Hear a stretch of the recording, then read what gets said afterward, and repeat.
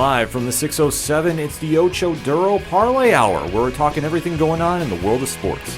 Join in the conversation on social media with the hashtag ODPH, because here we go. Instead of looking deep inside, every word I have to say, keep it simple. Welcome to an all-new edition of the ODPH podcast, better known as the Ocho Duro Parlay Hour. What is happening, everybody? Thank you so much for joining us this week. My name is Ken M. Joining me back in the studio, you know him. He's the co-host. His name is Padawan J. Hello. Good to be back. Want to be up front. The reason there was not an episode last week, just to kind of peek behind the curtain, because I feel comfortable talking about it now, was there was a death in my family last week, and so as a result, there was no show.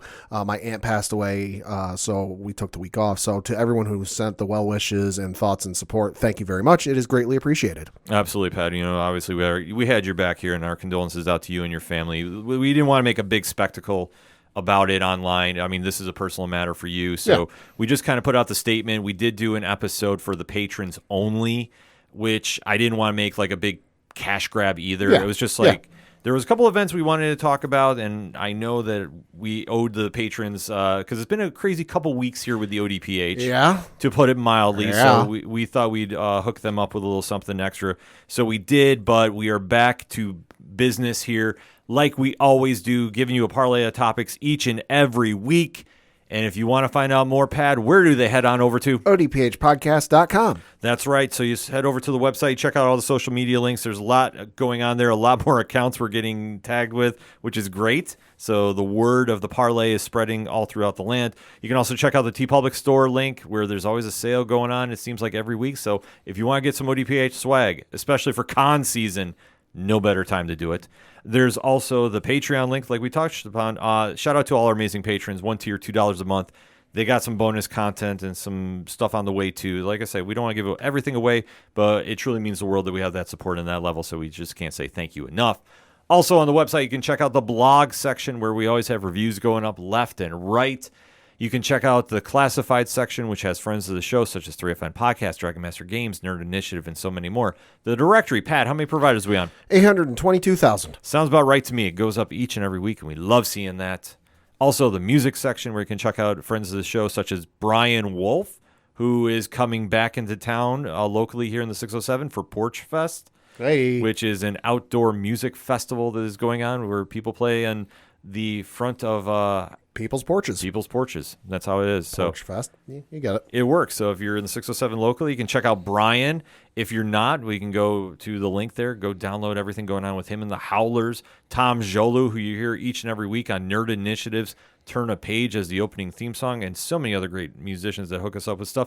Like shout out the Robots as well, too. Can't forget about them. So to kind of sum it up, if it's anything and everything that is the ODPH, you can find it at odphpodcast.com.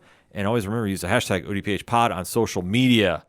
You came to hear some topics. Let's give you some topics. Pad, what are we talking about this week? So first off, we're going to talk about UFC 292, which took place from the Garden, the TD Garden in Boston, Massachusetts. I apologize to all our Massachusetts listeners. I know I butchered the shit out of it, but I don't care. But yeah, no, UFC 292 took place from the TD Garden in Boston, Massachusetts this past Saturday. An announced attendance of 18,293 folks were in attendance. You had your main event was for the Bantamweight Championship. Also on the line was the Women's Strawweight Championship. So definitely some interesting fights on this card when you going into it. Yeah, this one we touched upon on the Patreon episode, but we definitely wanted to bring some attention to this card, especially because the main event alone was going to be, in my opinion, a make or break for the UFC. Because we have been down this road many times before, where there is a fighter that really takes over the social media of the company, in my opinion. And they really have a lot of momentum behind them. And when they're put in the big spotlight such as this, either they make it or they break it. And we've seen in the past that sometimes it has not happened. But when we heard about this main event that got announced, We definitely wanted to make sure we were giving his proper due because there are a lot of headlines coming out of that. But there's also some headlines from fights earlier before that. So let's get into that first. Yes, so one I'm going to mention just real quickly was on the main event of the preliminary card on ESPN in the middleweight division, where you had Brad Tavares defeat Chris Weidman via unanimous decision, 30-27, 30-27, and 30-27. It was great seeing Chris Weidman back. Yeah. I mean, obviously, the legend that took down Anderson Silva in his prime in one of the most historic upsets in MMA history. And one of the nastiest injuries. Yes. Yay. Yeah, which we're not getting into on this show. Nope. But it was cool to see Weidman at least come back. He suffered Yeah. a very bad injury not too long ago as well. So to see him just back in the cage is a big win, but obviously coming up on the short end against Tavares. But it's still a solid fight, though. And then on the first fight on the main card was in the bantamweight division, where Marlon Vera defeated Pedro Munoz via unanimous decision, 30-27, 30-27, and 29-28. I had a feeling it was going to go this route. Okay. Chico Vera has been very overlooked, in my opinion, by the UFC in this bantamweight division. Pat, do you know who he defeated and did not get raised higher in the rankings, shall we say? I mean, I'm looking at his record here, and there's a couple of names that I'm seeing that okay, should have raised his stock a little bit, but it's going to be hard for me to guess which one. Dominic Cruz is on this list. Rob Font's on this list. Frankie Edgar's on this list. Sean O'Malley's on this list. That's the one. Okay. He defeated one Sean O'Malley via TKO at UFC 252 on August 15th, 2020 at 4 minutes and 40 seconds of the first round. Dominated him with leg kicks. In fact, really did some damage, and O'Malley was out after this for a long time. Right. And yet, he never got moved up higher, in my opinion, to that title shot that he was well-deserving. Right. I mean, you take a look. Who did he fight after? His next fight was against Jose Aldo, which he lost via unanimous decision. That was in December of this same year. And that's the closest he ever got. Now, granted. Right. And the thing, too, is, okay, he fought Jose Aldo, but this is Jose Aldo in 2020. I don't have the rankings in front of me of what they were in December 3 years ago. Right. So who's to say where he was and what it was? But just on name status alone, that's a big opportunity. It's a big opportunity, but I don't think it was one that really, at this stage, Aldo is not the Aldo of old. Right. Aldo is a legend, don't get me wrong. But I thought when this happened, he should have been immediately shot up the rankings. He should have got, something a lot higher. It didn't pop off like it should have. Aldo at this stage, I mean, was not the Aldo of old. So right, it's father time. Yeah, so seeing it really happen in this manner, it just didn't really move a lot for me, so to speak. Right, I mean, he's 36 now, so 3 years ago, he's 33, give or take. So when he beat Marlon Vera, that was for his 29th win. He was 29-7 at the time, and he did rattle off 3 wins, starting with Marlon Vera. He beat Marlon Vera, Pedro Munoz, and Rob Font. So a little bit of a career resurgence, but is it the Jose Aldo of old that was going into the Conor McGregor fight in 2015 with 1 loss on his record? No. Then that's kind of where I say, I think after that fight, especially when he took out the fast rising star that the UFC is really strapping the rocket to, I really thought it was kind of just an interesting play at Aldo at that situation. But, I mean, Aldo is Aldo. He found the fountain of youth and was making a run late. So, I mean, I guess you could say it worked out for me. Right. But I don't know. It just always kind of rubbed me the wrong way about this. But with Vera getting the win here, this did have a lot of ramifications for the main event. Sean O'Malley said in the press conference before the main event, he is more than willing to give Vera the title shot. Right. Because with O'Malley's rise into that ranking, he did bypass a lot of people, and Vera is one of them because Vera is somebody that defeated him very handedly. Right. It wasn't a judge's decision by any means. Vera won straight up. Right. I'm looking at UFC.com/rankings. And, of course, the bantamweight champion. Well, we'll get to that in a little bit. The number 1 ranked fighter. Well, we'll get to that in a little bit. Don't want to spoil anything. Number 2 is Merab Dvalishvili. Number 3 is Henry Cejudo. 4 is Corey Sandhagen. 5 is Peter Yan. And number 6, Marlon Vera. Yeah, which I'm happy to see he rose up there finally and is trajecting in the proper direction. So, it's a good win for him. very solid fight, but, like I say, I wasn't surprised at this because Vera has a huge chip on his shoulder, as he should. Yeah. And I think whoever he's going to be facing next, they are going to have probably the best Marlon Vera that they're ever going to face. Fucking Christ, there's another Nurmagomedov in the bantamweight division. Yes, there is. What the fuck? These guys are like Terminators. You get rid of one and like 4 more pop up. Yeah. Next, though. Next up on the main card was, again, in the bantamweight division, where you had Mario Batista beat Damon Blackshear via unanimous decision, 29-28, 29-28, and 30-27. Nothing really crazy to write home about. Very solid fight, top to bottom. So, like I say, it could have gone either way, but in my opinion, judges made the right call here. Yeah, no, a good call by them. A good exposure for Mario Batista, because looking at his record, he has 15 professional matches under his belt, 13 wins, 2 losses. And this is kind of it. This appears to be, without digging too deep into the cards, it might be his first exposure on the main card. So hey, good for him and getting some exposure. Hopefully it leads to more success for him. Currently on a 5 fight win streak. So in theory, you could see him maybe main eventing or close to main eventing the prelims, or maybe back on the main card if something else happens and a fight has to drop off. But hey, good for him.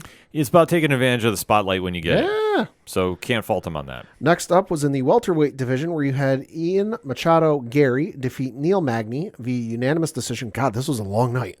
30-26, 30-26, 30-24. And for those of you at home who don't understand those scorecards, this is what the judges like to call an ass whooping. Gary is really fast tracking himself in the right direction too. I think that this was a very high profile win for him. Right. And to think about what was going on prior to this, Gary had a couple opponents lined up before him. Right. So before he gets to fight Neil Magny, he was supposed to fight Jeff Neal. Neal was taken out with injury. Right. Magny is plugged in.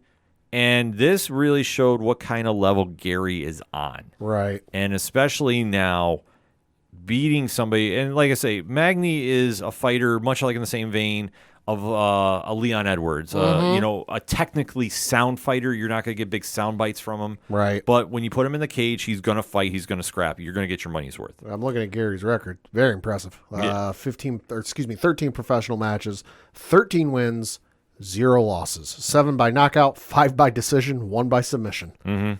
Yeah, like I say, he was just using up leg kicks left and right on this. And like I say, he looked probably the most technically sound I've seen him. And that is saying a lot when you have somebody that's on that skill level of Neil Magny. Right.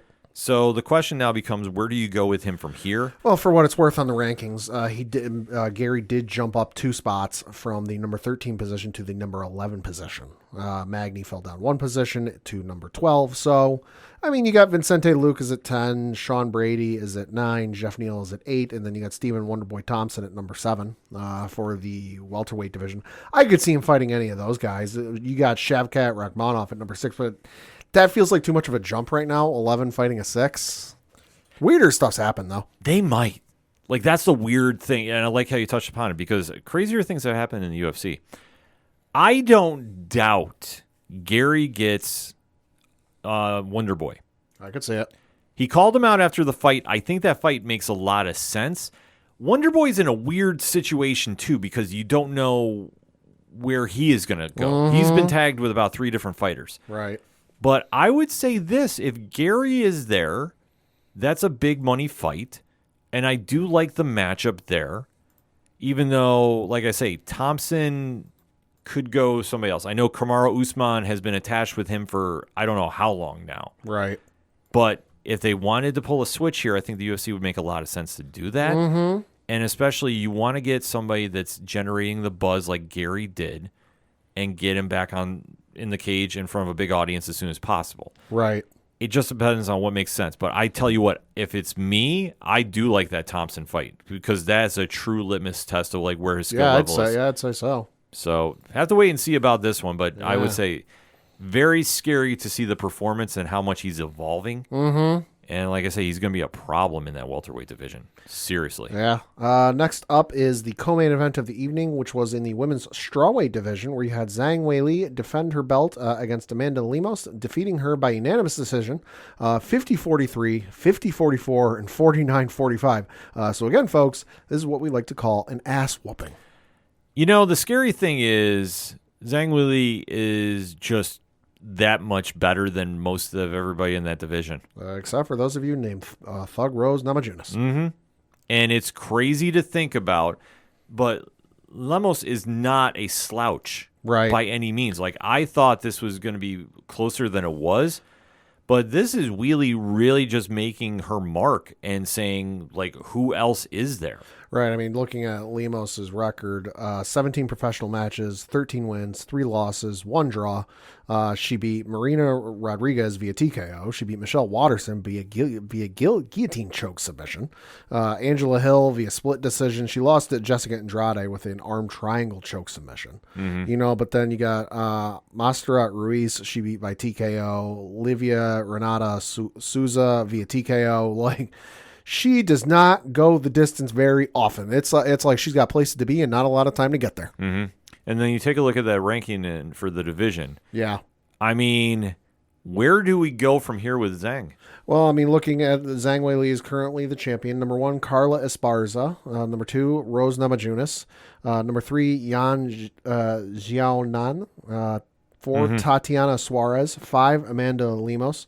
6, Jessica Andrade. 7, Verna Jandaruba. 8, Mackenzie Dern. 9, Marina Rodriguez. 10, Tisha Torres. 11, Amanda Ribas. 12, Luana Pinheiro. 13, Michelle Watterson Gomez. 14, Tabitha Ricci. And then 15, Angela Hill. So here's the question for you, Pat. This is a strawweight division, correct? Yes, it is. There is a very good plethora of fighters that could step up and really take a hold of the spotlight here. Right. I think Suarez would be a great matchup for Zhang. I could see it. I mean, because like you touched upon, there's few people that are on that level with Zhang right now. Carla Esparza is one. Well, and she just beat Carla in the fight before Amanda Lemos, because I'm looking at Zhang's record. So the fight before Amanda Lemos was Zhang versus Carla Esparza. She beat her with rear naked choke submission at 1 minute 5 seconds of the second round. Yeah, like so I say. I don't think they're going to redo that again. No, I don't think they would either. That quickly. You know, but yeah, no, I'm looking, bouncing between her record and the rankings. Then you get, there it is. Thug Rose. Yeah, I mean, you could, but you've done that twice already, and it's 2-0 Thug Rose. Yeah, so you're kind of in a little bit of limbo there with her. Yan Xiaonan doesn't look like she's faced her before. No. So that's an option. Yan would be a great matchup too. And I could see that going by ranking to do that if they wanted to go that route. But there was one name that buzzed around over the weekend, and I did see this on an ESPN.com article as well, too. Uh-huh. And ever since I saw it, I legit went, I think this is the play to go. Mm-hmm. If Zhang moved up 10 pounds Okay. and goes to the flyweight division, Yeah. there's a certain fighter that you can consider the pound-for-pound best fighter in women's MMA right now, with Amanda Nunes not there anymore. Right. Valentina Shevchenko. Yeah. That would certainly be box office. And I know, and like I say, I know that Shevchenko did lose. Right. So obviously I think you want to do the immediate rematch for her. Right. But I'm just saying, this was thrown out. And like I say, I read it on the ESPN article from Brett Akamoto. Right. Listen, I think he's spot on with something here. And it's possible. I mean, I'm looking at Zhang Weili's record. It does feature notes, so like whether she won or lost, the belt defended it, what have you. But it also goes into mention like if a fight's a catch weight, if she went up a division, when she returned to a division. Most of her fight has been at the straw weight division. There was a catch weight fight she had in Kunlun Fight MMA in 2017. The straw weight championship over there. But there was she did make her flyweight debut for Kunlun Fight MMA. This was a Kunlun Fight MMA 5/Top FC 11 in May 2016, where she won that fight via rear naked choke submission. Fought another one for Kunlun Fight 47. That was in July of 2016. She won that one via knockout with a head kick. And then she went back down to strawweight for Kunlun Fight 49, where she won via TKO and a doctor stoppage. And according to her Wikipedia page, she has never gone back up to flyweight. She went up for whatever the reason is, won 2 fights, and went back down. So it's possible she's done it. Yeah, and just kind of paraphrase too, Akamoto didn't say that they should fight, but I'm sitting here going, why not? Because Shevchenko, she's on a whole different level than a lot of fighters too. Mm-hmm. And if you really want to have a big box office draw, I'd make that at flyweight. I could say it. Because we've seen this in the past too, and not so too far off. Volkanovski, moving up from 145 to 155, still kept his title, and went back down and defended. But if you want to do something like this with Zhang until you're clear cut about who you want in that title shot, I tell you what, I'd have to consider it. Mm-hmm. And I think that is a great fight. And you can build that up. Like, you can do that as a main event of a pay-per-view. Absolutely. Without the belt, and it would sell. Absolutely, because it's literally who is right now pound for pound the best. And that's all you need to sell it on. Right. The skill level between both women is incredible. So Alexa Grasso might have something to say about that, but that's for another day. Yeah, but you know what? Grasso, I could see, if you really wanted to go title for title, and that's the only reason I bring Grasso up is on UFC, the UFC's official rankings. Alexa Grasso is listed as the women's pound for pound top fighter. Yeah, which, like I say, you could make an argument too for if you wanted to do her in there. Zhang Weili, number 2. But I'm just going off Shevchenko's body of work and being so dominant at that flyweight division. And granted, Grasso and her got some business to take care of. Yeah. But if you wanted to do something, if you weren't fully 100% all in about who is next between Jan and Suarez, right, and looking at who else could be in that ranking, I tell you what, you got to consider that. You could do it. You could very easily have Grasso and Shevchenko fight at some point here, whenever it is, down the next 6 months to a year, whatever it is. Winner, if they want, because, hey, you don't want to force them to do it if they don't want to do it. But, hey, all right, you beat Shevchenko, you beat Grasso, whoever it is. You want to take on Zhang Weili? You don't have to put the belts on the line. Just make it like a champion versus champion. And you know what? They are scheduled to fight next on September 16th. There we go. For Grasso and Shevchenko. So I would be surprised if you see Zhang Weili in attendance. I'm going to say this. If we call that, we are going to be taking the victory lap about this, because I tell you what, that's the play I would do, but I'm not the UFC. They have their own booking in mind, and if they don't want to hold up that division, like I say, if you put Jan in there, which I think she's going to get the next title shot, and that's completely fine. Yeah. No issues with that at all, but the fact that, like I say, I just reiterate, I saw that name pop up, and I did not put one and one together until I saw it in there. Mm-hmm. I'm going, why not let them fight? Yeah. Because that would be freaking nuts. Yeah, it would. Not as crazy. Well, I'd say it'd be crazier than the main event. Yeah, so the main event was for the UFC Bantamweight Championship, where you had Aljamain Sterling defending his belt against Sean O'Malley, and you had Sean O'Malley emerge victorious, defeating Aljamain Sterling via TKO at 51 seconds of the second round to become your new UFC Bantamweight champion. So let's get this in some context. Aljamain Sterling had to go the way of Leon Edwards to get this title fight. Went on an impressive win streak that he had to literally get himself into the bantamweight shot. So his last loss was to Marlon Moraes on December 9th of 2017, where it was a knockout via knee, going off the Wikipedia page. Yep. He then went and defeated Brett Johns by unanimous decision, submitted Corey Sandhagen, defeated Jimmy Rivera, defeated Pedro Munoz, submitted Corey Sandhagen, had a DQ illegal knee win against Peter Yan. Came back again the very next fight, beat Peter Yan by a split decision, knocked out TJ Dillashaw, and then had a split decision win against Henry Cejudo before he got into his fight with Sean O'Malley. Yeah. It's a hell of a run there. Yeah, it's a hell of a run, but we have to talk about that DQ knee by Peter Yan, because that's what got him his title shot. Yep. Or title win, rather, I should say. Yes. And then, remember, it took forever and a day to book that rematch against him. Almost, or actually a little over a year. So the first fight was on March 6th, 2021. The follow-up fight was on April 9th, 2022. Yep. Calendar year. So, suffice to say, it took a while to get this going. And Sterling, whether you love him or hate him, he definitely earned his championship run, albeit winning by some split decisions. Mm-hmm. You can't take anything away from that. No. But when Sean O'Malley rose through the ranks, and we said after his last fight, if he got this title shot, he leapfrogged over the entire division, pretty much. And I stress that, I had a problem with that. Right. Because Marlon Vera beat him. Yep. Yet it was kind of more or less overlooked because you take a look at his record since that fight, Pat. Yeah, so since that fight, he beat a gentleman by the name of Thomas Almeida via knockout. That was in March of 2021. He knocked out Chris Mutino. That was in July of 2021. He knocked out Raulian Paiva, Paiva. He knocked him out. Had a no contest against Pedro Munoz. There was an accidental eye poke that rendered Munoz unable to continue.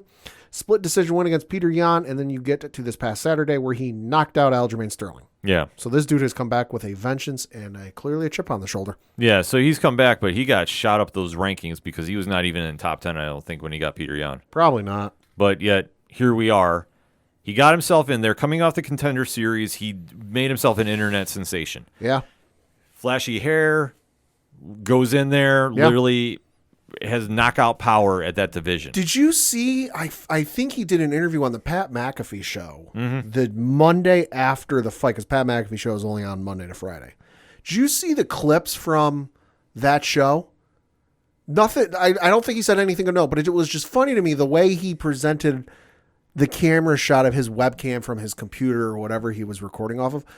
Dude made sure to get that belt front and center of the camera shot, that he's almost leaning down on it, leaning, both arms on his kitchen countertop, like he's making some sort of cooking tutorial video on YouTube. I'll have to show you this. It's hysterical, but he made sure to get that belt in the camera shot. Well, the thing is, O'Malley knows the temp in the room. He's an internet star, much in a comparison point of view with one Logan Paul. Yeah. In a comparison, except O'Malley went through a reality show with the Contender Series, got his way to the UFC. He is very charismatic. I don't take that away from him. I just don't like it when fighters skyrocket like this, where they're unranked and all of a sudden get to a title shot. Right. In my opinion, I'm sorry, I'm old school about this. I'm not meaning this in any derogatory manner towards him, but I'm just right. It's too much too soon, and we've touched upon this in the past. There has been certain fighters that the UFC has tried strapping that rocket ship on, and it's crashed. What was O'Malley going to do here? Because he comes in, and Sterling, who has put on an impressive record, albeit though not flashy with his title reign, and yet here we are.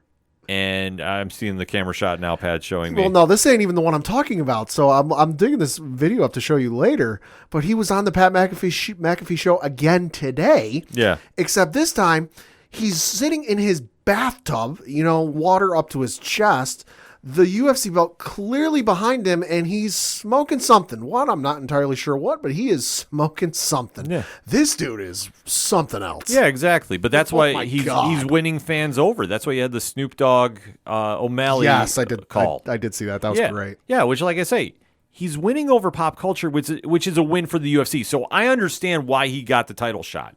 I do. And I will give him his flowers about this. I thought he had a great game plan against Sterling. Mm-hmm. I thought that the grappling tournaments that he's been doing, he's really focusing on developing his fighting skills, which I will admit I'm impressed with. Right. And in that second round, he caught Sterling with one of the most flush right hooks you're ever going to see thrown. Mm-hmm. The composure he had in the pocket is impressive. And Sterling went down. I thought it was a clean knockout. He still was trying to defend himself. And I know there's a lot of, was he out, was he not out? Right.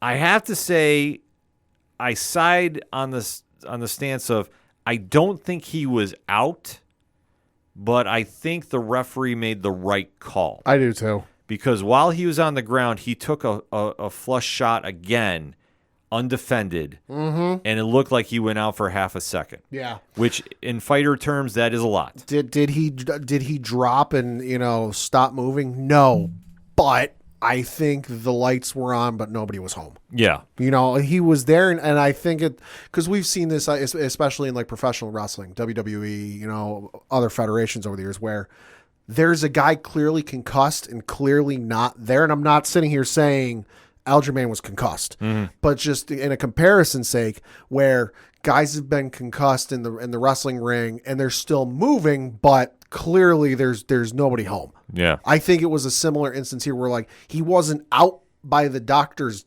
technical terms and the technical definition, if you look it up in a medical dictionary. But I think for all intents and purposes, he was out. Yeah, he definitely was out. So, like, I can't fault him on that. I really don't. No, I don't either. But to see him get this big win, that was huge. Yeah. And now the question becomes, where do we go from here? And this is one I don't know if the UFC has a clear-cut answer. I know for me, and I know for O'Malley's sake, I think he has to fight Chico Vera. Okay. Or Cheeto Vera. I'm sorry. Okay. I apologize for messing that up. It's Cheeto. He has to really avenge that loss, because if he doesn't beat Cheeto, it is going to be very, very tough for him to say that he is a champion that deserved this moment when the guy that beat you has been overlooked for I don't know how long. Well, just to play devil's advocate here, because I'm looking at the rankings, you've got the number 2 ranked dude who dropped a spot because, hey, Sean O'Malley jumped up there a little bit, by the name of Merab Dvalishvili, who has not lost since he lost to Ricky Simon via guillotine choke submission on April 21st, 2018. So he's gone through, he's beaten Terrion Ware, Brad Katona, Casey Kenny, Gustavo Lopez, John Dodson, Cody Stammen, Marlon Moraes, Jose Aldo, and Peter Yan. Well, the one thing is Merab is also teammates with Sterling, so he wouldn't fight. Oh, didn't know that. Yeah, All right, so there goes that idea. Yeah, so I mean, in that situation, yeah, and I think that Merab is not. I don't know if he's ready to go or not. So I don't know what his status is. I thought last I knew, and I could be wrong about this. Hashtag ODPH pod to correct me on this. I thought he was injured, so I am not sure what his status is, if he could go or not. But in this situation, if you're not going to take Vera. And I think Corey Sandhagen has to be somewhere in that discussion. Corey Sandhagen, currently number 4. Yeah, Henry Cejudo. So you've got Sean O'Malley's number 1. Sean O'Malley's the champion. Aljamain Sterling number 1. Merab Dvalishvili is number 2. Henry Cejudo number 3. Corey Sandhagen number 4, and Peter Yan number 5. Yeah, I mean Sandhagen's been more active. So I think that I would go that route. But I think the Vera one, it sells itself, and especially if you're really trying to make O'Malley into a superstar, I mean, what's better than a fight with a story behind it? That's the situation I look at it with. And like I say, with Cheeto, and I need to apologize. Like I said earlier, I'm mistaken the name. I do apologize. But Cheeto Vera is the fighter that should get here. I mean, you could almost set it up like, Rocky 3 or Creed 3. Right. He's the one that has the chip on his shoulder. He wants to come in there and prove that he should be the one in the spotlight, not O'Malley. O'Malley needs to earn that respect out of him. And I think that you could definitely make this happen. And I think it's box office.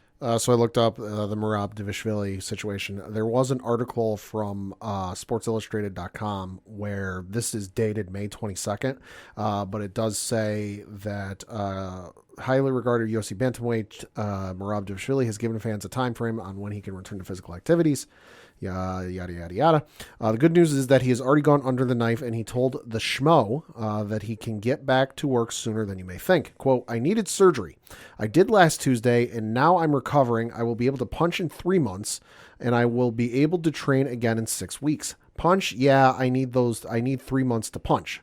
Dvalishvili ruled out a fight in August, but he's open to throwing down with Cejudo or any other top contenders later this year. Quote, I won't be able to fight in August because I need to train again. I need to get ready. I don't think I'll be ready for August, but maybe we'll see another time, close quote.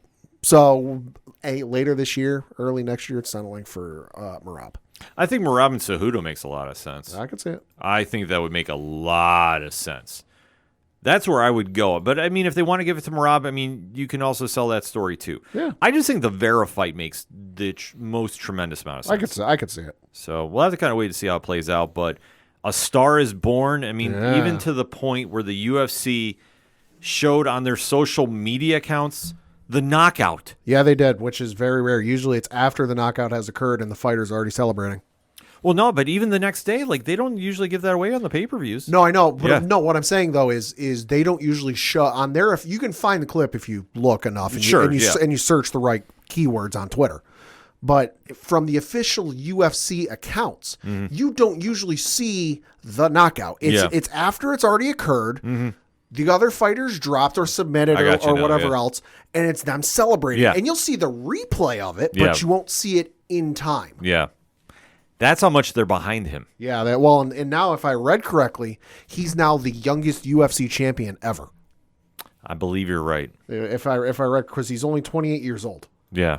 I saw that. I think it was ESPN's MMA Facebook page that said he is now because he turns 29 in October, so he's 28 and a half.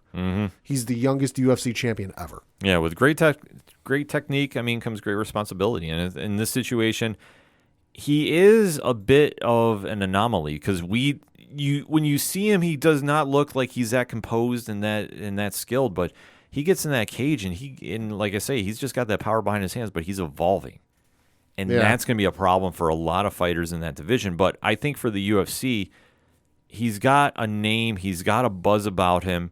And like I say, for the bantamweight division, which definitely needs some star power, O'Malley is going to be good for him as long as he can keep fighting at a high level. I think Vera is the compelling story. Yeah. And I think that's where they should go.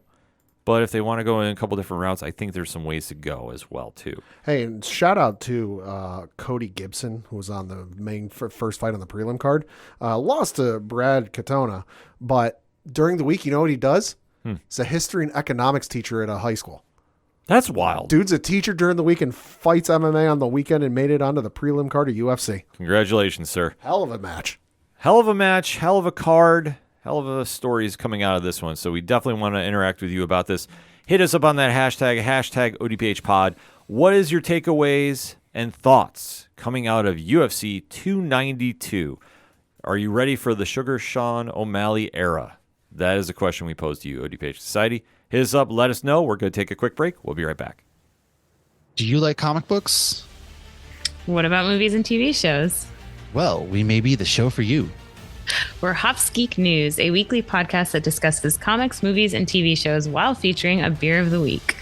Every week we chat about what we messed up on the week before, and then we dive into what we're reading and watching, as well as some news. We then wrap it up with a geek-themed topic of the week. You can find us anywhere you listen to podcasts by searching Hops Geek News. Cheers. Coming back for another segment on this edition of the ODPH podcast. Pad, let's talk some pro wrestling. Hell yeah.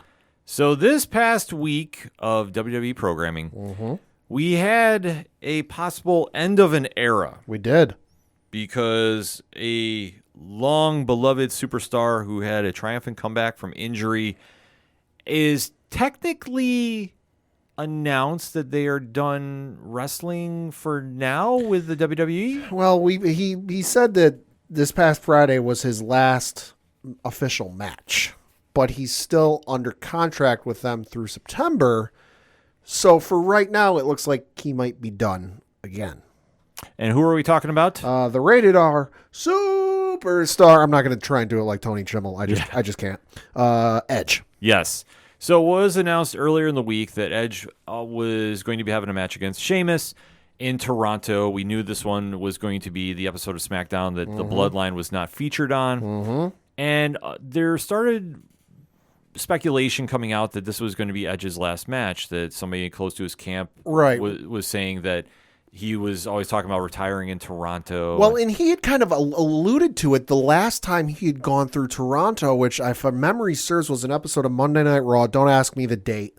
But I know after the show went off the air that he told the crowd, hey, it's always great to wrestle in front of this crowd here in Toronto. And he alluded to the fact that the next time he comes through might be his last time. Yeah. Which everyone's like, oh, is he getting ready to retire again? What does this mean? And that was kind of it. He never expunged upon it further, but now we know. Mm-hmm. So in the 25 years that Edge has been in the WWE, he has rose to superstar status, coming out from the Brood and really evolving his character into one of the most legendary pro wrestlers of the modern generation. Unfortunately, he did suffer a very severe neck injury and was forced to retire right after WrestleMania, and was long thought that was going to be it for him. And unfortunately, he did not get to go out on his own terms. He did return at a Royal Rumble to just the adulation of many, many pro wrestling fans. Yeah, looking at some of his accomplishments just in WWE, because if I read everything under his championships and accomplishments section on Wikipedia, we'll be here a while. Yeah. He's a 4-time WWE champion. He is a 7-time World Heavyweight champion. He was a 5-time WWE Intercontinental champion. Was a 1-time WCW United States champion. Was 7, 8, 9, 10, 11, 12-time World Tag Team Champion with multiple people, most notably Christian. Was also a WWE Tag Team Champion twice, once with Rey Mysterio and another time with Chris Jericho. King of the Ring in 2001, won Money in the Bank in 2005, won the Royal Rumble twice, once in 2010 and most recently in 2021. He was the 14th Triple Crown Champion, the 3rd Grand Slam Champion under the current format, 13th overall. He won the Bragging Rights Trophy in 2010 with Team SmackDown, the Championship Chase Tournament in 2008, the Gold Rush Tournament in 2005, 4-time Slammy Award winner, and he is, of course, a member of the WWE Hall of Fame in the class of 2012. Yeah, because at this point, he had been retired for 9 years before he returned in 2020. Because he had triple fusion neck surgery, if I'm not mistaken. It was no joke. And to see him come back at that Royal Rumble too, like I say, that was one of the most. That was all time. That was one of the most legendary moments of all pro wrestling history. Because I remember there were rumors that he was seen backstage and he was there, but it's like, okay, he's a Hall of Famer. That makes sense. He'd be backstage. Like, you kind of wanted to dismiss it as like, okay, yeah, he's there, but he's not going to show up. Like, he's had really bad neck surgery that like could affect his livelihood if he goes back and he injures it again. And then I forget what number he came out at, but you had 3, 2, 1, and then you think you know me, and it's like, wait, holy fuck, this is real. Yeah, and there wasn't a dry eye in the house. No, I think anywhere you went, no matter who you were, you got choked up when seeing him come back. Because to see somebody that's given their body in such a manner to the fans and doing pro wrestling, I mean, I know it's kind of, in my opinion, I think it's overlooked a lot. Yeah, because it's television, and we always kind of say, well, we know how it's ending. But it's still a physical act every time they go in, and not everything is perfect when somebody goes in that ring. Right. To see Edge come back was truly a monumental moment. And he has been wrestling part-time since. Right. So to see him now officially off his contract in September, we did know the one match was going to be taking place in Toronto. The crowd definitely reacted properly to it, in my opinion. A great crowd in Toronto that night. Yeah. And they put on a hell of a match, him and Sheamus. And when you heard Sheamus was there too, I think people were expecting to have a little more pomp and circumstance, I guess, instead of him. But Sheamus is one of the best talents they have in WWE. Why would you not trust him with Edge? Right. And especially to see what they had going, you didn't need a last storyline. You just need Edge to come in the ring and do what he does best. No. So now the question stems, since he is going to be off contract at the end of the month, where does he go from here? And there is a lot of speculation going on about the future for him. So, Pat, I'm going to ask you, where do you think he winds up?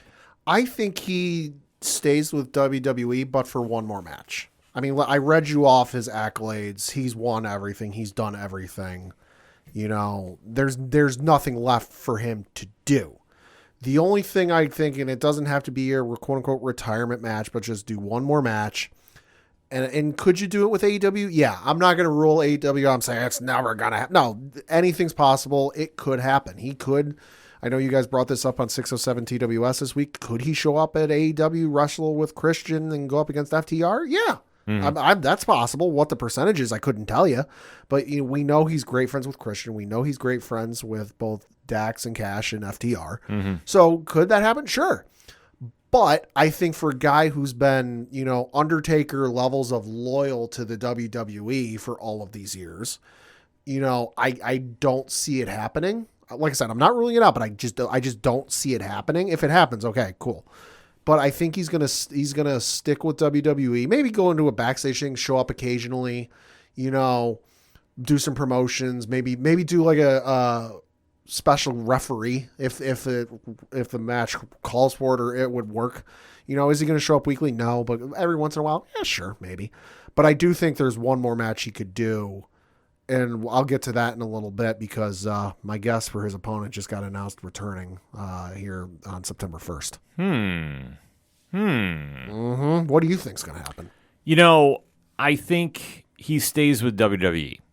I think that, and much like I said on 607 TWS this week on your favorite podcast players, I think there's a 35% chance he goes to AEW for one match. Sure. He's not going to be doing a Sting deal. He's not going to be doing even a Matt Cardona deal where Cardona was there for only a handful of dates and that was it. Right. I think he would go there legitimately to have one last match with him and Christian versus FTR. It just depends on how much he wants to do that and leave that moment in time. Right. Well, and here's the thing too. Is it cool to see? Absolutely. I know you guys, sure. I know you guys brought this up on 607 TWS. Does he need to do a match with the Hardys again and team with Christian? No. We've seen that. God knows how many times. You can look it up yourself how many times they've faced each other as tag teams. We've seen it enough. What do you really get other than hey, you can check it off the proverbial, checklist of things you've done? What do you get out of that? Like, is it a great final match? Yeah, sure. You're tagging with your best friend, going up against some of your other great friends, in your final match. But like, realistic, what do you get out of that? It's just a personal thing. Yeah. Like, it would just be a bucket list thing for him. And like, it just depends on how much that ranks on his list of things to do. Right. Which I don't know where it ranks. I mean, like I say, I don't know him. I don't know anybody that's real close to him. Neither do I. I could not tell you that. I think just knowing him and just how much the WWE has been a part of him, I just don't see him going over there to do that match just for reasons. It just doesn't add up for me for a business move. Other than it's a personal thing, he really wants to get it done before he hangs him up. And if he does, like I will already tell you this, it'll be on All Out. Yeah, it'll be on All Out whenever that is going to be. Maybe next year. I don't see them doing a Double or Nothing. I think they would move All Out somewhere. Maybe if they announced they were going to do it in Toronto, I think that would be all signs point that we're going to have that match. Yeah, I think that's if it happens, it's going to be in Toronto. Yeah, I think he wants to do it where it's advantageous for him, and I think that AEW would accommodate. To be honest with you, that's how much respect he has in the business. Yeah, this is true. So I just don't see him doing it. I think that he might want to do one more match at a WrestleMania to say he did. If he really wants to get it out of his system. But I think he ended things on such a note in front of that Toronto crowd that why try recapturing the magic? Because we've talked about this at length. You can't always go back and rewind time. Time moves forward. People don't. So it's a really fine line to walk. Right. But and plus the thing too is if we go along this hypothetical, because at this point everything's hypothetical. Absolutely. We don't know. If we go along this hypothetical thread of he goes to AEW, he tags with Christian, he goes against FTR. Heaven forbid Edge, Christian, Dax, or Cash get injured. And all of a sudden it's a lengthy injury. It's one of those injuries that it's like, okay, you're looking at 9 months minimum before you can start training again. Is the drive going to be there like it was in the moment when you signed on the dotted line to do this match that you really still want to do this? Yeah. Because in the moment, yeah, absolutely. Would it make all the sense in the world for them to do it? Absolutely. But people's opinions and the way people feel about things change over time. So when you get to that 9+ months or whatever it ends up being, if there is a hypothetical injury to one of these guys, is he going to want to do it? Contractually, he'll be obligated to do it, but will the drive still be there? Yeah. That's the biggest X factor we don't know. And it just depends on where he's going to be feeling in a few months. Because I think that he's going to sit back right now, and depending on what goes on with the SAG strike and WGA strike, I think he's going to kind of wait things out to see, because we do know he has dabbled in television and film a little bit. I know he was in the History Channel and then later was on Amazon Prime, I think, show Vikings. But he's also got a major role in the upcoming Disney Plus show Percy Jackson and the Olympians. He is playing the God of War Ares. Yeah. So I think he wants to see where that takes him. And honestly, at this stage, what else is there for him to do? Gotta say, I watched Vikings, did not know it was him until I saw the fucking credits come up. I'm like, oh shit, Edge was on this episode. Yeah, he's very good. Like he's honing his craft of acting very well. Yeah. I just think that that's the avenue he's going to go with. Like I say, could I see him come back? Sure. Could he come back to the WWE for one more match? I could see that, and especially you threw something out there that I think you might be onto something, Pat. Well, and part of this bounced off of, I saw a poll online from Nerd Initiative of like who was the greatest opponent Edge had. And one of the, Undertaker was there, Cena was there, there were a couple others, but it was announced this past week by the folks over at WWE, and I'm reading from an article on their own website where it says, quote, as first announced by Fox Sports, the greatest of all time, John Cena, will be appearing on the September 1st edition of SmackDown. He will also take place in WWE Superstar Spectacle in India on Friday, September 8th.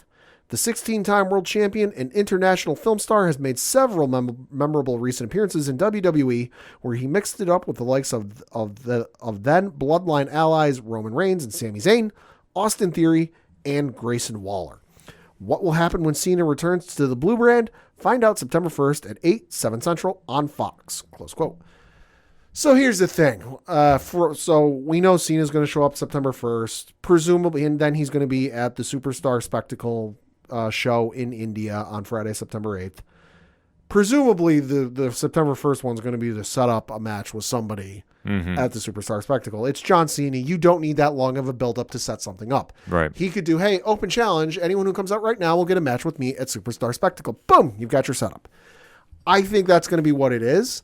Who it is, take a hat, insert names, draw one. Include NXT, because I think you could give somebody from NXT a rub, like a Carmelo Hayes, like a, I almost want to say Grayson Waller, but he's on the main roster. Bronson. Braun Breaker? Braun Breaker, thank you. Take your pick from NXT, you could have that match. What I think will happen, and this is pure speculation, I haven't read anything, nobody's direct messaged me any secrets or any hearsay. What I think could happen is you get Cena after the match at Superstar Spectacle, because I think Cena's going to win, because, hey, it's Cena in the most populous country on the planet, depending on what day of the week it is and you look at the numbers. But India's up there. But you don't need to build for this match because it's already built in. You can announce it and boom, you're good to go. What I think is going to happen is after this match is over, Cena gets the mic, schmazzes with the crowd much like he did at Money in the Bank over in England, and then says, hey, by the way, certain good friend of mine, I guess you call him a former enemy of mine, I heard you were done with WWE and that your contract was up and you had no more matches. Nah. I think you got one more match in you, and I know just who the perfect opponent is.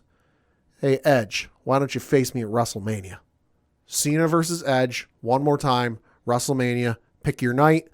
I would say that could main event night one, because obviously whoever wins the Rumble is going to main event night two. Don't get much bigger than that. Hell, I'll just say that probably would open up night one. You could say it, yeah. I mean, the thing is, it is a main event match. I like how you're booking there, Pat. I do.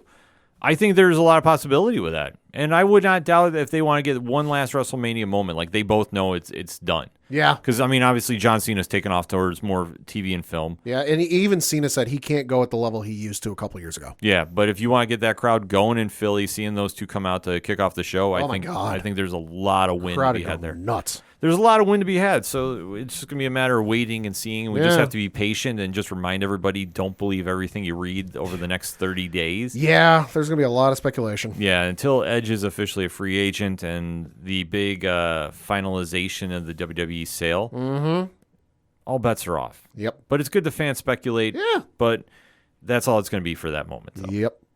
Lastly, certainly not leastly, about a week and a half away now. On September 2nd is the next WWE Premium Live event or pay-per-view, whatever you want to call it. Payback, taking place from Pittsburgh, Pennsylvania. We know a couple of matches. We'll do a full breakdown next week because I'm sure we'll have the card as close to finalized as we can. But the matches we know currently are for the Women's World Championship. You have Rhea Ripley defending her belt against Raquel Rodriguez. Like that match. Should be good. I like the setup they've been doing, especially last night, where Raquel Rodriguez came out after Rhea beat Candice LeRae. She's hobbling, Rhea's making fun of Raquel, and Raquel does. You could see it coming from a mile off if you've watched wrestling for any length of time, but it was still awesome to see. She goes, "Oh, hey, by the way, I don't need the crutch anymore." Throws it at her, attacks her. So setup, hey, I'm here for it. Should be good. You've got Seth freaking Rollins defending his World Heavyweight Championship belt against Shinsuke Nakamura. Yeah, this one definitely is picking up a lot of steam. Seth's promo last night on Monday Night Raw. He has still hurt lumbars. Yeah, well, first, Shinsuke brought it up because there was this whole, we know the week prior, Shinsuke said something to Seth, and it shocked the hell out of Seth. And what did he say? What did he say? And Shinsuke did an interview in full Japanese, which I think added to the mystique and the aura of this whole interview, where he said, "I told Seth I know about your back, and that he's been suffering from a debilitating back injury that won't get better anytime soon, and that it could shorten his career length." And I'm sitting there going, all right, is this true, or are they just pulling the wool over my eyes? Because they were showing clips. He's taking a lot of back bumps. Could it be possible? Yeah. Well, you think about any wrestler that wrestles at the level of Seth and the proverbial tread on the tires. The human body is not meant to last that long in pro wrestling terms. No, it's really not. So the fact that he's still performing at this level, yeah, he's not exactly coming out of this unscathed. I mean, I would say, is there a fair possibility? Absolutely. Is there wear and tear? Yes. Is there an actual legit back injury? We have no idea. Yeah, we have no idea, but Seth has never really let that stop him. It is an interesting situation if they want to put that up as a storyline piece. I will say that. It's a great setup. It is, and I think it definitely is going to add something to this match when they do it. I mean, I think we still have one more week to go with promos for that, Yeah, we do. so I definitely want to see how next week plays out, but it's an interesting dynamic they're throwing in that mix. And we just got to kind of have to wait to see how it all shapes up. We do. And then the last match we have announced is Becky Lynch versus Trish Stratus in a steel cage match. I got to admit, Uh-huh. the reactions online to this feud, very, very different than I thought it was going to be. I will be honest, when they did the setup for this, I was excited because I'm like, hey, it's Trish, one of the best of all time, versus Becky, one of the best of this generation. Should be good. Yeah. Easy print money, Control C print. Easy. And then they were supposed to have the match on SummerSlam, and it got cut because of time and all this other stuff. I know Triple H alluded to it in the press conference after SummerSlam, which I'm like, okay, listen, it's a live event. You only got so much time. I understand that.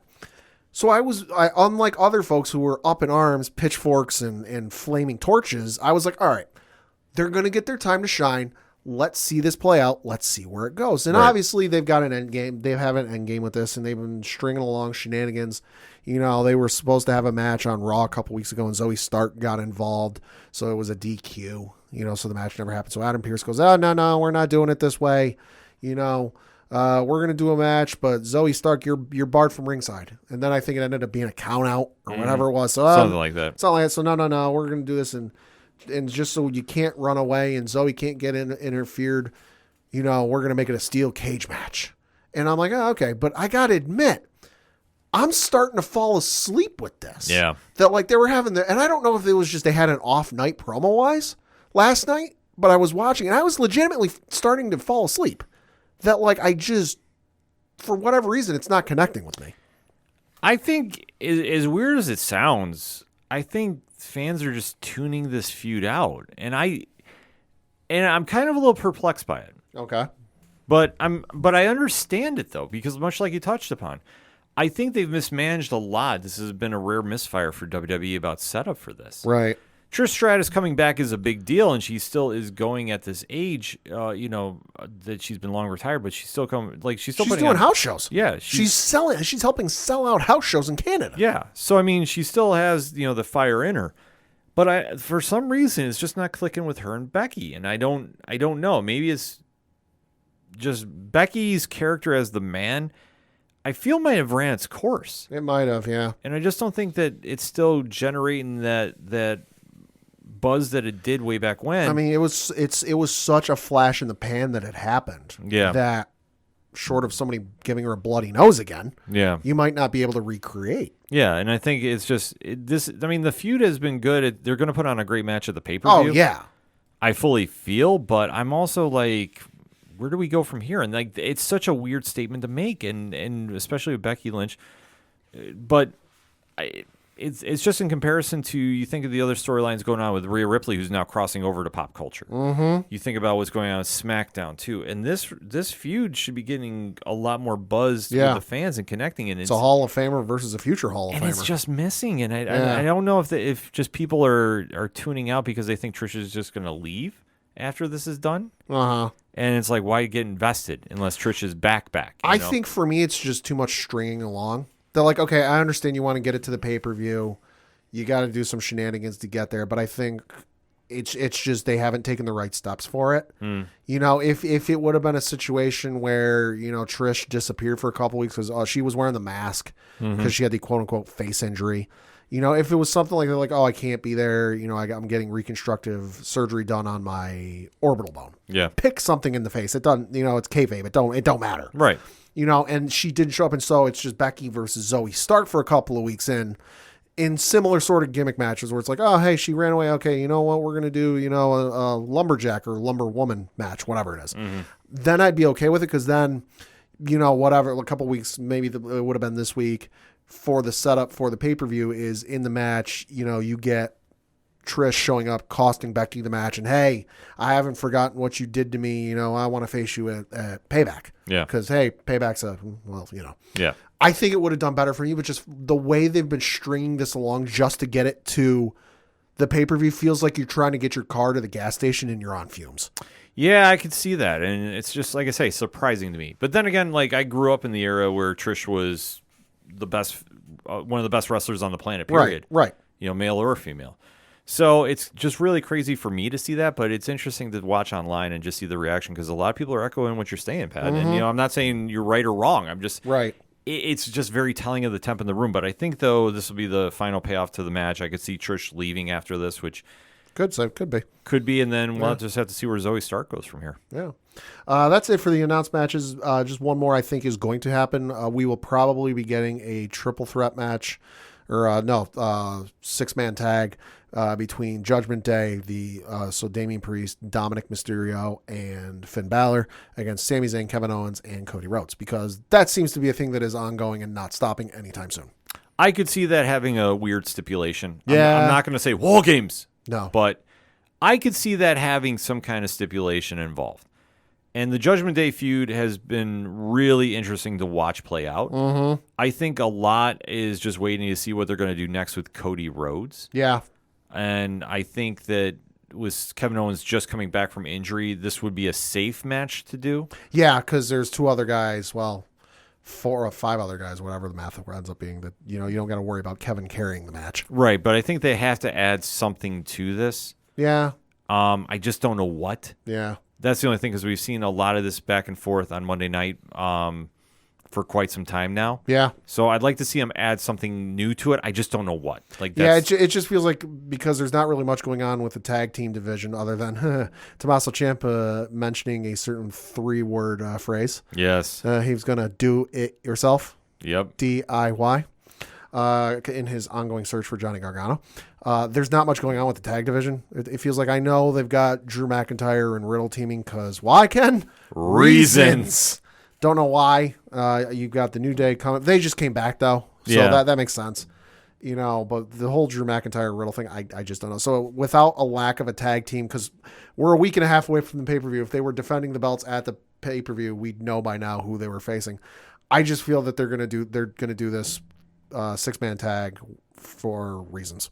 Yeah, I agree with you, and it'll still be a fun match, but I don't think it's gonna be. It won't be the main event by any means. I could honestly see Becky and Trish getting the main event slot. That would make sense. Steel cage, Hall of Famer. Yeah. Which we'll just have to wait to see play out. But in the meantime, we'll definitely be talking about it on ODPH social media. And where do you go for that, Pad? ODPHpodcast.com. Right on. So make sure to go use that hashtag ODPHpod.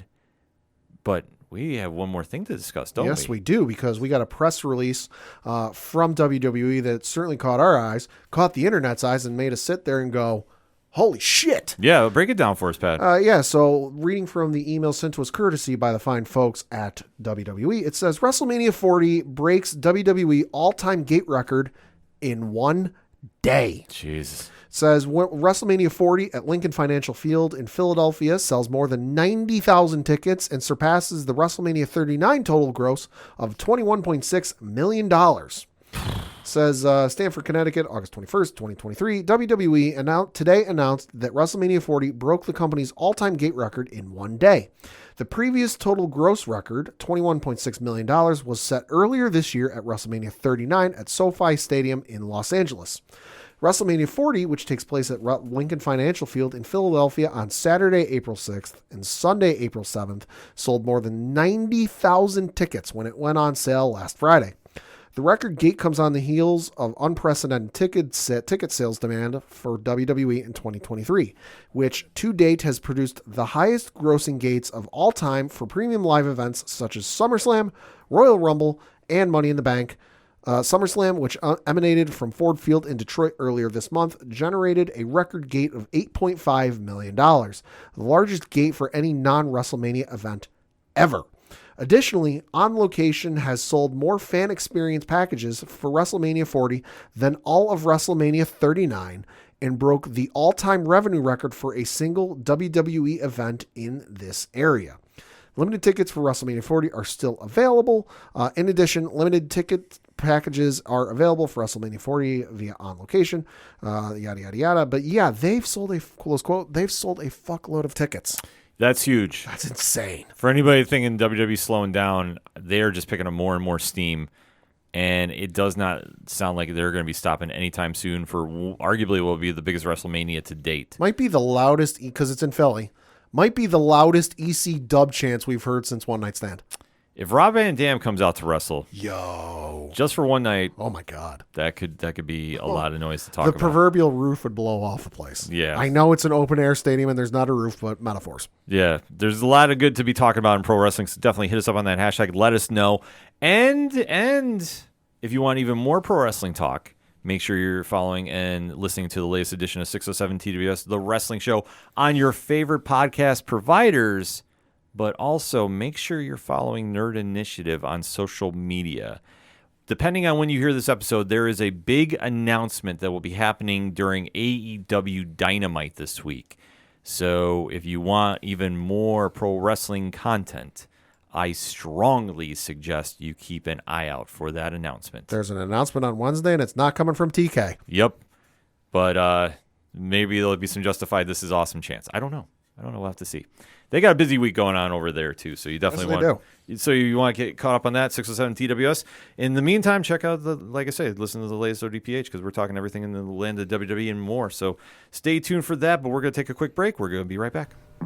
Hey, guys, it's Alan Dunford here from Top Hat Studios, co-writer and co-creator of Pocus Hocus and Grandma Chainsaw, and you guys are listening to the ODPH podcast. Gotta be down to the punch, 'cause they can't bring me down if I'm already under the ground.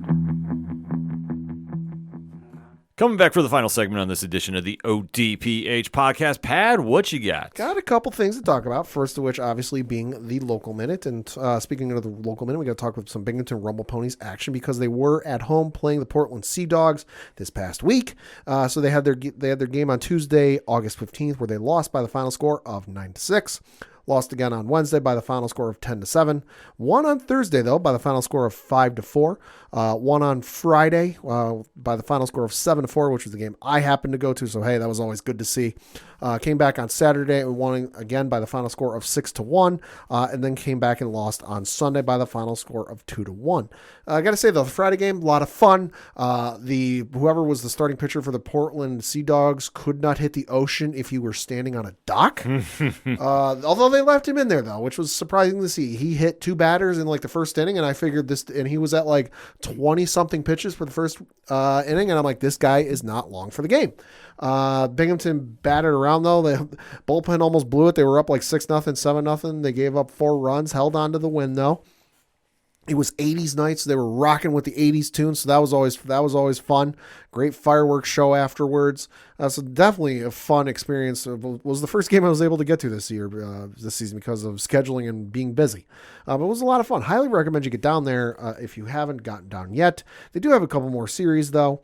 Looking ahead to the schedule this week, they're on the road playing New Hampshire. They're playing 7:05 p.m. Eastern for their games from Tuesday through Saturday. Sunday game is at 1:35 p.m. Eastern. And despite the fact they're on the road this week, there is action going on at the stadium. So the summer movie series is concluding here. They were supposed to have this a couple of weeks ago, but it got delayed because of weather. They're having their final movie of the summer, which is Puss in Boots: The Last Wish. It's taking place this Friday, August 25th. Gates open at 6:30 p.m. The movie starts at 7:30 p.m. Do not need to pay to get in. You can just park, show up at the stadium, walk in. Concessions will be available. They do encourage folks to bring a non-perishable item to donate to Chow. Yeah. But otherwise, you don't need anything. You can just show up. You cannot bring chairs onto the field. You can bring a blanket.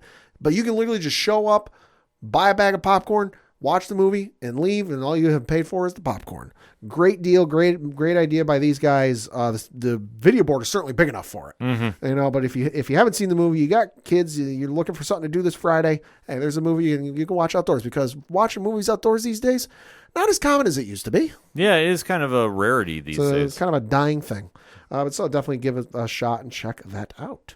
Then switching over to some NBA, because, hey, it's the offseason, but boy, people are still making some news. Man, we got to talk about this one. So James Harden wants out of Philadelphia in the worst humanly way possible, going so far as to say he would not perform the services called for under his player contract unless he was traded to another team.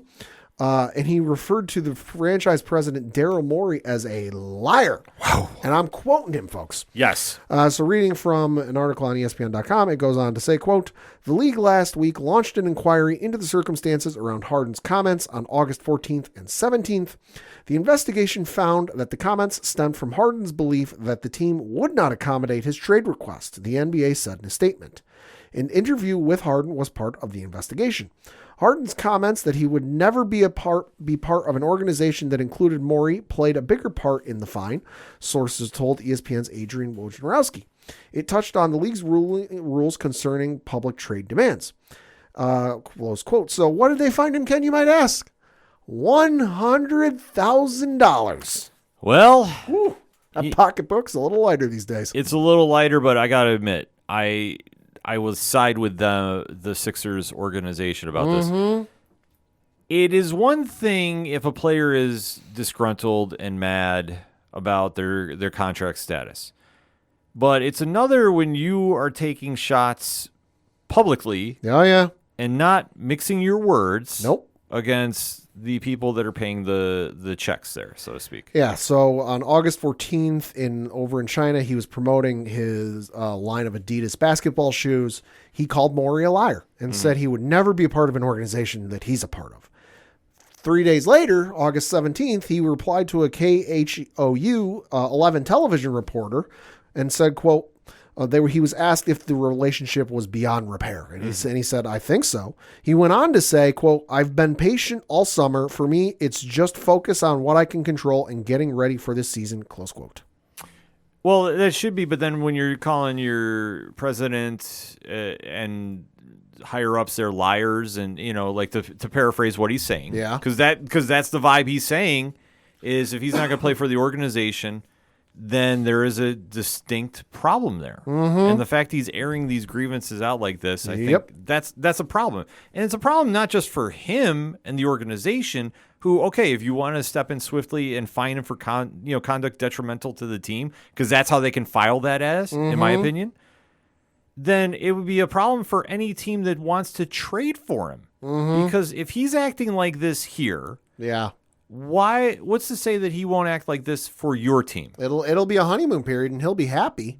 But as soon as things turn, sour and things don't go the way he would expect them to, his touches go down, his scoring goes down, whatever it is that kind of ticks him off a little bit, it's going to be a wash, rinse, repeat. Well, take a look at how he left Houston to go to Brooklyn. Yeah.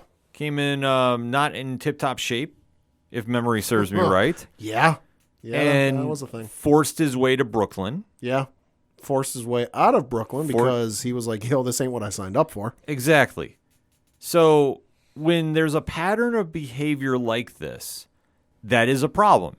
And how Philly's handling this, I think they're doing it the right way because they don't want to have the inmates run the asylum. Well, I mean, look at what happened with Brooklyn. Yeah. Where it was the inmates running the asylum and pretty much doing whatever the hell they wanted, running practices on their own, not really giving a what the coach said or what they wanted to do. And it's like, I feel like the front office and the owners want to take back a little bit of control on this. Like, okay, listen, it's great you guys want to do your own thing, but like this is a business at the end of the day. You are contractually obligated, and Harden is kind of hinting at like he might not show up to the team's training camp here in September, which he's contractually obligated to do so, which, God, if he doesn't, it's going to get more ugly. But it feels like just with all of this stuff going on that's like in the players' favor and everything the players want to do, the owners are like, yeah, hi, we're trying to run a business here. Yeah, so he needs to just be very careful about this. He can still try getting out of Philadelphia, but making comments like this. The Sixers needed to step in and do something. Right, and here's the thing. Is it entirely possible that they told him, yeah, we're going to find your trade as quickly as we can?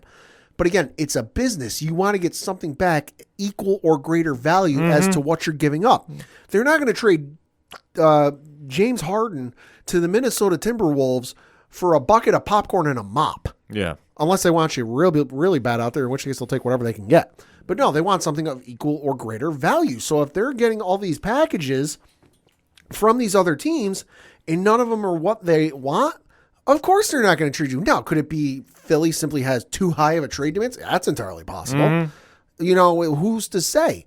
But both sides got to sit back here and realize, all right, there's a reason behind this, and Harden's got to cool off a little bit. Yeah, I agree. That's why I say, like, how Philly's handling this, I don't have any issues with. No. Just because there's been a pattern of behavior that Harden has done where he's gone. Yeah, once is an anomaly, twice is cause for concern, 3 times, well, there's a pattern. Exactly. So we'll have to wait to see how this plays out, but I think Philly's doing the right decision here. And then if some team wants to try getting him out of Philly, well, I mean, buyer beware, I guess, at this stage. I would say so. Yeah.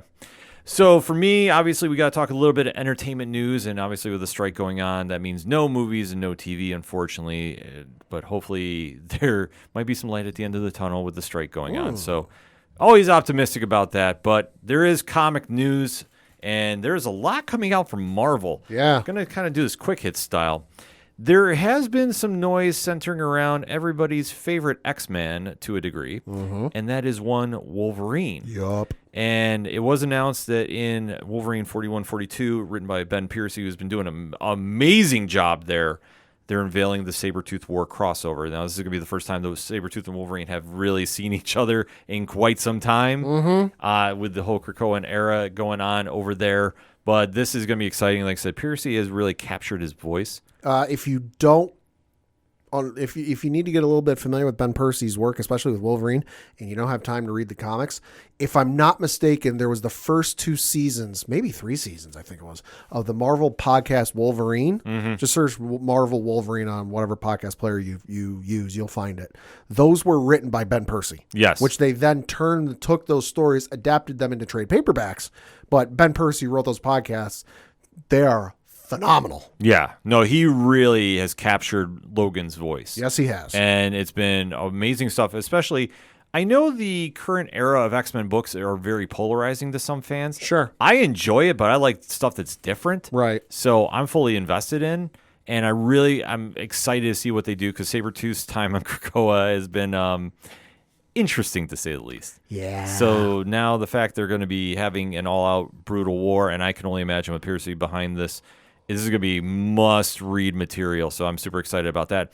But it's actually been overshadowed by a bigger opponent for Wolverine. One could say his biggest opponent yet. Yeah, and this is coming from the press release that our friends over at Marvel Comics. Quote, "It's the bloodthirsty saga fans have been waiting for on September 20th. The Predator will be unleashed in the Marvel Universe for the very first time as he viciously hunts Wolverine across decades of Marvel comic history in Predator versus Wolverine." Yeah, folks, that Predator. Yeah, from the movies. This is exciting news. Yo, let's go. To be honest with you, when this was first announced, I was like, you got to be kidding me. Like, this is really going to happen? And then sure enough, they have loaded this 4-issue series up. And this is going to be one for pop culture fans. They're going to be sinking their teeth into, pun intended. This is going to be some really great storytelling. Ben Piercy is the mastermind behind it. A lot of artists are swinging in through this. Ken Lashley, Greg Land, and Andrea DeVito. Listen, the covers for this you've been finding online, they're going to be absolutely incredible. Depicting different eras. Like, just the fact that we get this in this day and age, I'm super excited for. So this is going to be something you want to keep your eyes out for at the comic shops. September 20th is when the first issue drops. 4 issues. It's not going to be for the tame of heart. I want to put that out first and foremost. Yeah, I was going to say it's Predator and Wolverine. Not for kids. No, definitely not. So you definitely want to keep an eye out for that. And as we are recording, another press release came to us from Marvel that I definitely want to talk about a little bit. We did hear coming out of San Diego Comic-Con that Spider-Gwen was going to be returning with an all-new series coming out in December, written by a friend of ours. You might know her work from Mighty Morphin Power Rangers and The Dead Lucky. That's Melissa Flores. Well, it has been announced that the title has been changed. Okay. So it's going to be titled Spider-Gwen Smash. So this will be coming out in December. And like we said, Melissa Flores is writing it. Enid Balam is doing the artwork for it. And I say this all the time on social media. I say this if you stop me in the comic shops. If you see Melissa Flores' name on a book, you pick it up and you read it. She is that great of a writer, and she has a lot of cool stuff that's out on the shelves now. And her getting a chance to write Spider-Gwen, this is going to be something really fun to watch. So I'm going to say keep an eye out for this when it drops in December. And you definitely want to make sure you have this on your pull list when it comes out. So, but the title has been changed. Not sure exactly why per se, but just the fact that we're making some noise here going into December. There's a lot of good stuff coming out from Marvel alone. I mean, not saying, the rest of the industry has got a lot of great books coming out too. Yes. But Marvel has been hitting left and right with a lot of new announcements, and I'm super excited to go check them out when they hit the shelves. Spider-Gwen's one of them because, like I say, Melissa Flores does no wrong in my eyes. Always is writing something great, and especially has a big week at the comic shop this week. And Pat, let's talk about it. What's the picks for the comic fans this week? For me, just one this week. Amazing Spider-Man issue number 32 from Zeb Wells. You got John Romita on the cover, and rejoining them as the artist, you got Patrick Gleason. Ooh, okay. And a description of this is, quote, 2 of Spider-Man's villains are forming the deadliest team-up he's ever had to face. But are they after Spidey, or is he just in the way of something bigger? Patrick Gleason rejoins the Amazing Spider-Man crew for the darkest arc of ASM yet. Yeah, I am excited to see where this goes. I mean, obviously we know Gang War is coming from Marvel. Yeah. And there's going to be a lot of craziness. That cover looks really, really good, though. Yeah, it does. I'm excited to see this. Like I say, they have got some really cool things lined up for Amazing Spider-Man, so I'm giving them the benefit of the doubt. I know it's been a little bumpy. Yeah, to say the least. I mean, there's been some moves they've done that me personally as a fan, I haven't been like, yeah. But I understand what they're doing. But, much like anything, you got to let the story breathe and really kind of see what they're doing there. So excited to see what is happening there. Big week for the X-Men books, too, from Marvel this week. Jean Grey has her own limited series coming out. A lot of hype circling around that. Fall of X stuff has really been picking up some steam, so I'm excited about that. Invincible Iron Man number 9 is coming out, so this is all leading into the upcoming wedding with Tony Stark and Emma Frost. So a lot of stuff to be talking about there. Also, a new X-Force talking about Ben Piercy. Like what he's done with that run has been very, very fun. and Immortal Thor #1. Yeah. So Al Ewing is bringing back Thor in a big way. Super excited to see what's happening there. On the DC side of things, I talked about this. There's 2 books out that definitely caught my eye. One, Night Terrors is getting ready to wrap up, so the big crossover event that's been taking over the DC universe is starting to come to a close. The series has been very interesting. Like I say, it's gone in a couple of different directions I was not expecting. There's been a million spin-offs, so your favorite characters have been facing their biggest fears. One to check out. So definitely, if you've been hooked on the story like I have been getting more engrossed in, this is going to be one for you. Another book, definitely want to shout them out because it's the Mind Hive, and that is Batman Beyond Neo Gothic #2. So Colin Kelly Jackson Lansing. See, I get excited talking about it. Sometimes I mess up my words, but that series has been definitely one to go check out. So super excited about that. And the Penguin is in his own series, Pat. Hey. So the longtime villain of Batman has a very cool concept behind him. Okay. Because technically, he has been dead as far as the DC world is known. Right. So this story catches up to his life in Metropolis. Oh. And basically what brings him back into the world of Gotham City. Tom King is writing this, and Rafael de la Torre is drawing it. And this is, like I said, the first issue is out. I gave my review on odphpodcast.com and nerdinitiative.com. This is one not to miss. This was a really cool introduction to what they have going on here. And Batman is gearing up for a big, big fall. So coming out of Night Terrors, expect a lot of cool stuff happening there. There's a couple books that are dropping. City of Madness is coming out by Christian Ward. That'll be out, I believe, in October. That is going to be one not to miss. There's a brand new one by Joshua Williamson, who we know from Superman. Yes. Doing a Batman and Robin series, too. Birds of Prey is coming out. There's a lot of wind coming out of Gotham City, folks. So let me just illustrate that for you as well. Very quickly, IDW has a huge week coming out, too. Star Trek Strange New Worlds. The Scorpius Run is coming out, and that is written by a friend of ours, too, Mr. Ryan Parrott, who we know from Rogue Sun and Teenage Mutant Ninja Turtles. Okay. Fame, like I say, Power Rangers crossover. Like I say, he's written a lot of things. And like I say, the fact his name's attached to this, that is a must pick up for me. Also coming out, the second issue of the Teenage Mutant Ninja Turtles Stranger Things crossover. So that'll be a little exciting. For Rocketeer fans, the Rocketeer in the Den of Thieves is coming out as well. Coming by way of Image Comics, which has a monster week too this week too. Like we always kind of say big weeks. Pad, this is a monster week. Okay. So Battle Chasers 12, this has been the sci-fi epic that, I mean, like for me, watching Joey Mads as an Uncanny X-Men artist who now evolve into this, RPG-esque fantasy book has been nothing but absolute fire. Issue 12 is dropping. Also, huge week for the Massive Verse, like we've discussed. No One #5 is coming out, so the murder mystery that is happening throughout the Massiverse continues to pick up steam, and I would expect the new podcast episode will be dropping as well when the issue hits on Wednesday. Rogue Sun #15, we mentioned Ryan Parrott. It's Abel, Marco Renna on the artwork. Like I say, that book is picking up a lot of steam too. Dead Lucky #8, Melissa Flores, French Carla Magno is on that.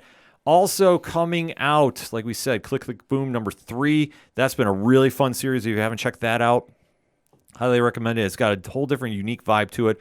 Really is a cool series. Definitely want to give that a plug. Also, Pad, what happens when the most unlikely person on Earth gets superhero powers? Whole lot of shenanigans, I would imagine. That is the premise behind The Schlub.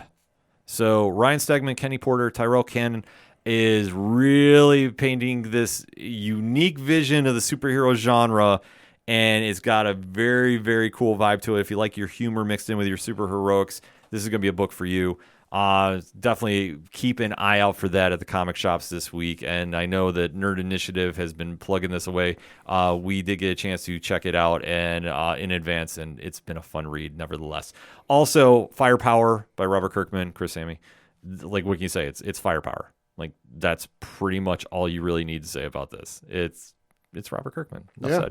Enough said there. And last but certainly not least, Boom Studios. Man, you want to talk about big weeks, Melissa Flores. Mighty Morphin Power Rangers 111, The Darkest Hour kicks off. This is going to be the big crossover event big story event that she's doing. And like I said, the run that she's done with Simona Gianfelice has just been absolute fire. Like it's no miss whatsoever. So definitely give that a very, very high recommendation to pick up. Like I say, you should just see the name on the title and go pick it up. Also, Magic, for anybody that's a fan of that kind of fantasy storylines. Planeswalker Notorious #1 is coming out, and Creed the Next Round #3 is coming out from Boom Studios. Ooh. So, like we say, there is a lot to check out at the comic shops. So you definitely want to make sure you're going out and supporting your LCS over the week here. There is so much big wins happening that we just have to say, go out and support your favorite comic shops. And definitely keep an eye on Nerd Initiative on Wednesday, because we have reviews dropping every hour on Wednesday. Sheesh. Every hour, going from 9 a.m. to, I want to say, 9 p.m. Mm-hmm. We have a brand new review that's dropping, talking about these books, because the whole bullpen has gotten really hooked on a lot of great series, and I want to talk about it, and we're only giving you great recommendations. So you'll get our honest reviews about it, because that's what we like to do. There's no fluff. There's no sensationalism. There's just fans being fans talking about these great books. So you definitely want to make sure you're checking every hour on the hour at nerdinitiative.com. And if you need a link there, simple, swing on over to odphpodcast.com and definitely check that out. And like we say each and every week, Pat, for anything and everything it is the ODPH, you can find it at odphpodcast.com. That is it for this week. So for the one and only Padawan J. Fuck the Astros.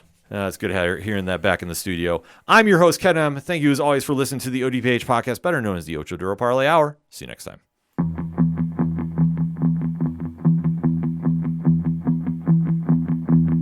Gotta be down to the punch. Gotta be down to the punch.